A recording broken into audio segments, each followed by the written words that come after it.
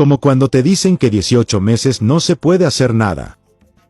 Cadena Nacional, 16 de noviembre del 2007. 10 meses y un día de gestión. Queridos compatriotas, muy buenas noches. Cuando gracias al favor del pueblo ecuatoriano llegamos al gobierno el 15 de enero pasado, nos encontramos con una realidad verdaderamente devastadora. 1.200 millones de dólares en atrasos presupuestarios, los atrasos más grandes de la historia de este país.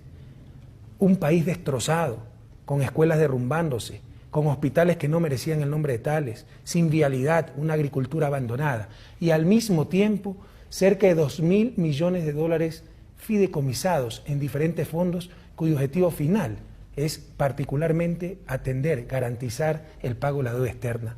Por eso, en uso de mis atribuciones presidenciales, en estricto apego a la Constitución, a la ley y sobre todo a la realidad del país, declaramos emergencias en varios sectores y así pudimos liberar esos fondos para educación, salud, agricultura, electricidad, seguridad, vialidad, etc. Los logros son innegables.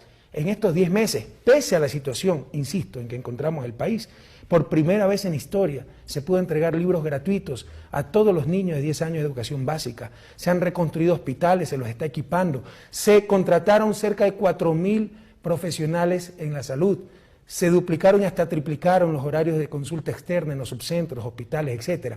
Se ha iniciado una obra sin parangón en la historia ecuatoriana de reconstrucción vial.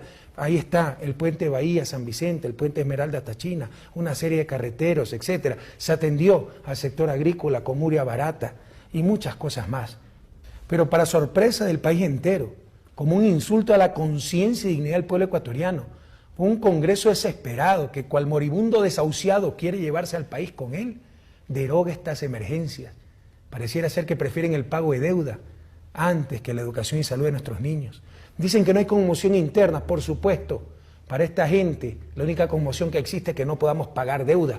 No es conmoción para ellos que nuestros niños se mueran en las puertas de los hospitales, que ni siquiera tengan escuelas decentes donde estudiar, que haya localidades enteras por décadas aisladas por no tener una vialidad elemental. Eso, para ellos, no es conmoción.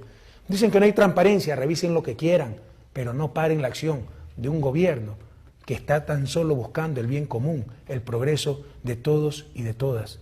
La historia lo juzgará. No olvidemos a esta gente.